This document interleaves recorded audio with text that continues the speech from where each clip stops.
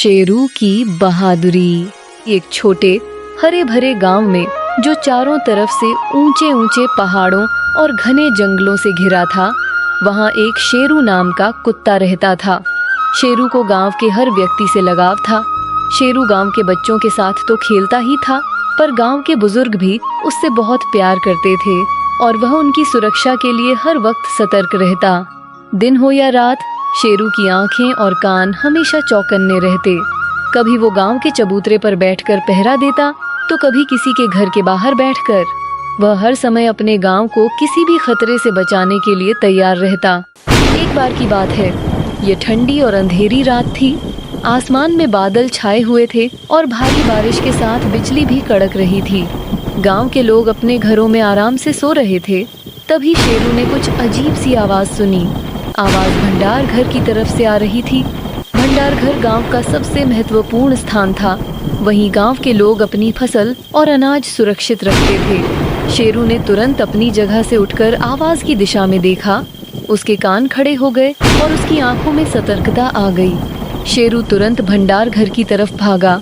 जैसे ही वह पास पहुंचा, उसने देखा कि एक चोर भंडार घर में चोरी कर रहा था और उसके हाथ में एक बड़ी बोरी थी। शेरू को समझते देर नहीं लगी कि यह कोई चोर है। शेरू ने एक लंबी भौंक से पूरे गांव को जगाने की कोशिश की, लेकिन रात इतनी गहरी थी कि किसी ने उसकी पहली आवाज नहीं सुनी। चोर ने सोचा, ये तो बस एक कुत्ता है, मुझे डरने की जरूरत नहीं। लेकिन शेरू कोई साधारण कुत्ता नहीं था। जैसे ही चोर ने उसे डराने की कोशिश की, शेरू ने अपनी तेज आवाज में फिर से भौंकना शुरू किया। इस बार उसकी आवाज ने गांव के चौकीदार रामू को जगा दिया। रामू ने जल्दी से अपनी लालटेन उठाई और भंडार घर की ओर दौड़ा। रास्ते में उसने बाकी गांव वालों को भी जगाया। इतने में बारिश भी रुक चुकी थी। जब तक रामू और बाकी गांव वाले पहुंचे, शेरू ने चोर को भंडार घर के कोने में घेर लिया था। चोर ने भागने की कोशिश की, लेकिन शेरू ने उसे नहीं छोड़ा। रामू ने कहा, शेरू हमारा रक्षक है, आज तुम्हें सबक सिखाने का समय आ गया है। गांव वालों ने चोर को चारों तरफ से घेर लिया और पुलिस को बुलाया। कुछ देर बाद पुलिस आई और चोर को पकड़कर जेल में ले गई।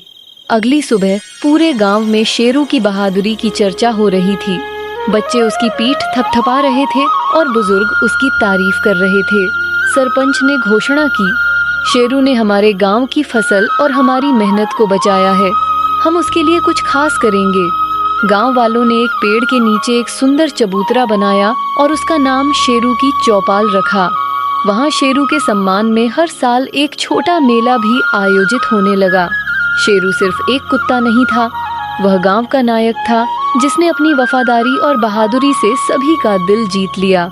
उसकी कहानी बच्चों के लिए प्रेरणा बन गई और बुजुर्गों के लिए गर्व की बात। शेरू की कहानी हमें यह सिखाती है कि साहस और निष्ठा कभी भी व्यर्थ नहीं जाते, चाहे हम छोटे हों या बड़े। अगर हम अपने कर्तव्यों को ईमानदारी से निभाते हैं, तो हम भी किसी के लिए नायक बन सकते हैं।